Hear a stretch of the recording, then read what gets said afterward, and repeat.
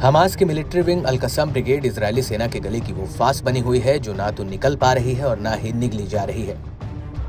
लड़ाकों की फौज लगातार इजरायली सेना पर घात लगाकर ताबड़तोड़ हमले को अंजाम दे रही है। एक बार फिर ब्रिगेड के लड़ाके उत्तरी गाजा में इजरायली सेना पर कहर बनकर टूटे हैं।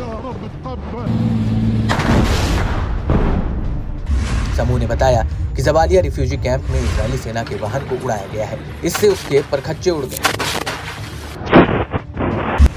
लड़ाकों ने शवाज विस्फोटक उपकरण का इस्तेमाल कर बड़ी चोट पहुंचाई। इस दौरान बड़ी संख्या में इजरायली जवानों की जान चली गई।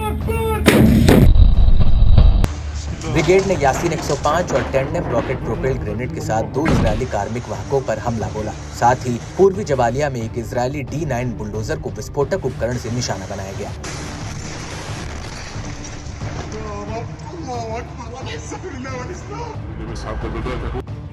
इसके अलावा अल-कस्सम स्नाइपर्स ने अल-रज़ान इलाके में एक गॉल राइफल से एक इजरायली सैनिक को मार गिराया। वहीं अल-कुद्स ब्रिगेड ने बताया कि उसके लड़ाकों ने जबालिया के पूर्व में सिविल एडमिनिस्ट्रेशन बिल्डिंग के पास एक इजरायली सैनिक को भी निशाना बनाया। इसी इलाके में लड़ाकों ने RPG के साथ एक इजरायली D9 बुलडोजर को भी निशाना बनाया। कसासिब में मोर्टार राउंड के साथ इजरायली बलों और वाहनों पर गोलीबारी की गई। अल-कुद्स ब्रिगेड ने पूर्वोत्तर जबालिया में एक इजरायली सैन्य वाहन के खिलाफ थाकिब विस्फोटक से तगड़ा ब्लास्ट भी किया। एक अलग ऑपरेशन में लड़ाकों ने उत्तरी गाजा में बेत लाहिया स्ट्रीट पर पहले से लगाए गए थाकिब विस्फोटकों से एक और इजरायली वाहन को निशाना बनाया। इस दौरान इजरायली सैनिकों के साथ तीखी झड़पें भी हुई। अल-कुद्स के लड़ाकों ने निट्ज़ेरिम जंक्शन के पास एक इजरायली कमांड और कंट्रोल सेंटर पर 107 मिलीमीटर रॉकेट भी दागा।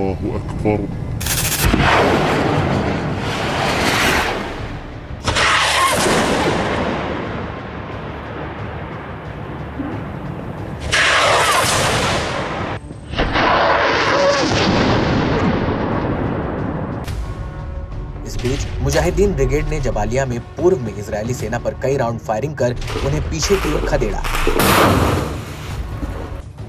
गाजा में हमास के लड़ाकों के साथ जारी संग्राम में इजरायली बलों ने उत्तरी गाजा के बेत लाहिया में एक अधिकारी और 2 सैनिकों के मारे जाने की पुष्टि की। IDF ने कहा कि इन हताहतों में 196 बटालियन के टैंक कमांडरों के कैप्टन और प्लाटून लीडर के साथ उसी यूनिट के 2 सर्जेंट भी शामिल हैं। अमेरिकी अखबार द न्यूयॉर्क टाइम्स ने माना है कि हमास की रणनीति उन्हें हराना मुश्किल भरा बनाती है। अल-कस्सम ब्रिगेड में अभी भी इजरायली सेना को एक अजेय युद्ध में उलझाने की ताकत है। इजरायल ने हमास के मिलिट्री विंग के साथ साथ गाजा के अधिकांश हिस्से को तबाह कर दिया, मगर समूह के छोटे पैमाने पर हिट एंड रन की रणनीति अभी भी उत्तरी हिस्से में खतरा पैदा करती है।